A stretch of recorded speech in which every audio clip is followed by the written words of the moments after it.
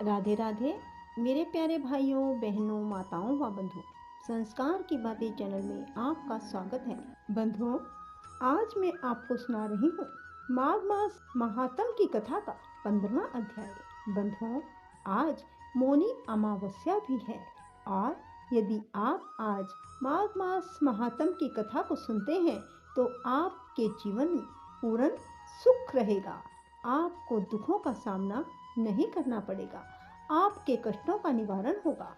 बंधुओं, यदि आपने YouTube चैनल संस्कार की बातें अब तक सब्सक्राइब नहीं किया तो जरूर करें और बेल आइकन दबाना ना भूलें ताकि आपको हमारी आने वाली सभी वीडियोस की जानकारी सबसे पहले हो सके। बोलो विष्णु भगवान की जय, जुगल जोड़ी सरकार की जय, भोलेनाथ की जय, गुरु महाराज की जय। दत्तात्रेय जी कहने लगे, हे राजन, प्रजापति ने पापों के नाश के लिए प्रयाग तीर्थ की रचना की। गंगा जी और यमुना जी के जल धारा में स्नान का महत्व इसी प्रकार सुनो। जो इस संगम में माघ मास में स्नान करता है वह गर्भ योनि में नहीं आता।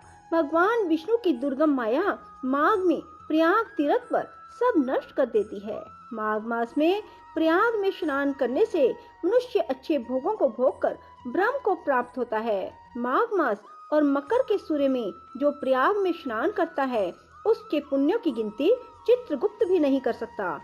100 वर्ष तक निराहार रहकर जो पुण्य प्राप्त होता है वही फल माघ मास में 3 दिन प्रयाग में स्नान करने से होता है, जो फल 100 वर्ष तक योगाभ्यास करने से मिलता है।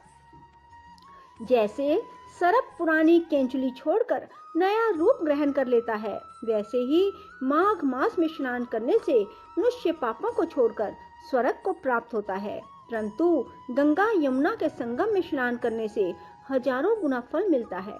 हे राजन, जिसको अमृत कहते हैं वह यह त्रिवेणी ही है। ब्रह्मा, शिव, रुद्र, आदित्य, मरुतगण, गंधर्व, लोकपाल, यक्ष, गुहक, किन्नर, अनिमा आदि गुणों से सिद्ध तत्वज्ञानी ब्रह्माणी, पार्वती, लक्ष्मी, शची, नैना, दिति, अदिति, संपूर्ण देव पत्नियां तथा नागों की स्त्रियां धृताची, मेनका, उर्वशी, रंभा, तिलोत्तमा, अप्सरागण, सब पितर, मनुष्यगण, कलयुग में गुप्त और सतयुग में प्रत्यक्ष सब देवता माघ मास में स्नान करने के लिए आते हैं।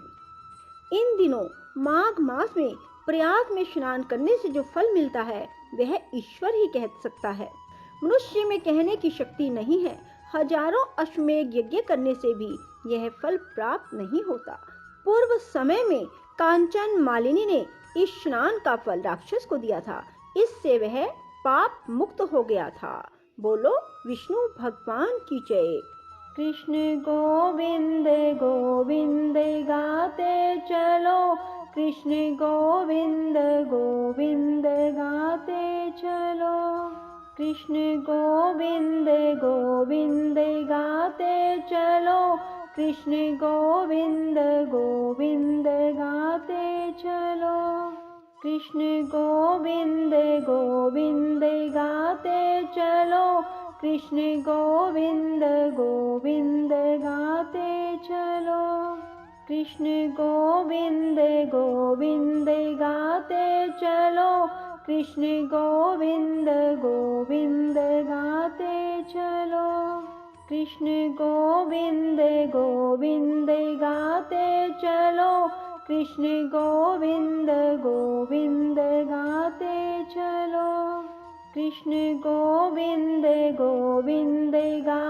चलो, कृष्ण गोविंद गोविंद गाते चलो, कृष्ण गोविंद गोविंद गाते चलो, कृष्ण गोविंद गोविंद गाते चलो, कृष्ण गोविंद गोविंद गाते चलो, कृष्ण गोविंद गोविंद गाते चलो, कृष्ण गोविंद गोविंद गाते चलो, कृष्ण गोविंद गोविंद गाते चलो, कृष्ण गोविंद गोविंद गाते चलो, कृष्ण गोविंद गोविंद गाते चलो,